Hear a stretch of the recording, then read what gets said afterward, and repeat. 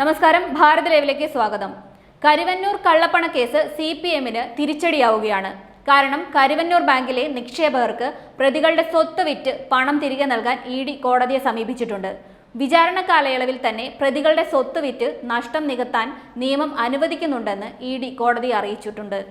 ആർക്കും പണം നഷ്ടമാകില്ലെന്ന് CPM മാസങ്ങൾക്ക് മുൻപേ നൽകിയ ഉറപ്പ് പാലിക്കാതെ നിൽക്കുമ്പോഴാണ് EDയുടെ ഈ നിർണായകമായ നീക്കം. കരുവന്നൂർ ബാങ്ക് ക്രമക്കേടിൽ CPM ഉന്നത നേതാക്കൾ പ്രതിക്കൂട്ടിൽ ആയപ്പോൾ മുഖ്യമന്ത്രി പിണറായി വിജയൻ നിക്ഷേപകരെ ശാന്തരാക്കാൻ പറഞ്ഞ വാക്കുകളൊന്നും തന്നെ പാലിച്ചിട്ടില്ല. 7 മാസം കഴിഞ്ഞിട്ടും ബഹുഭൂരിപക്ഷത്തിനും പണം തിരികെ ലഭിച്ചില്ല. സംസ്ഥാന സഹകരണ ബാങ്കിന്റെ സഹായത്തോടെ പണം സ്വരൂപിക്കാനായിരുന്നു പദ്ധതി. ഇതിനിടയിലാണ് ED പ്രതികളുടെ സ്വത്ത് വിറ്റ് പണം നൽകണമെന്ന് കോടതിയോട് ആവശ്യപ്പെടുന്നത്. ഒരു അന്വേഷണ ഏജൻസി ഇത്തരമൊരു സത്യവാങ്മൂലം കോടതിയിൽ നൽകുന്നത് അപൂർവമാണ്.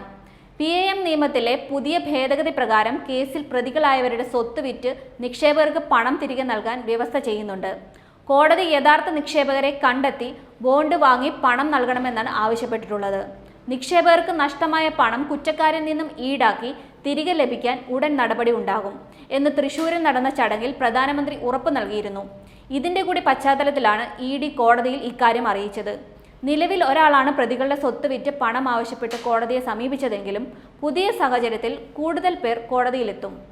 കോടതിയും ഇക്കാര്യത്തിൽ അനുകൂല നിലപാടെടുത്താൽ നിക്ഷേപകർക്ക് ഉടൻ പണം ലഭിക്കും. നിലവിൽ 108 കോടി രൂപയുടെ സ്വത്തുക്കൾ ED കണ്ടുകെട്ടിയിട്ടുണ്ട്. ബാങ്കിന്റെ യഥാർത്ഥ നഷ്ടം 300 കോടി രൂപയാണ്. എന്നാൽ എത്ര പേർക്ക് പ്രതികളുടെ സ്വത്ത് വിറ്റ് പണം നൽകാൻ കഴിയുമെന്നതും വ്യക്തമല്ല.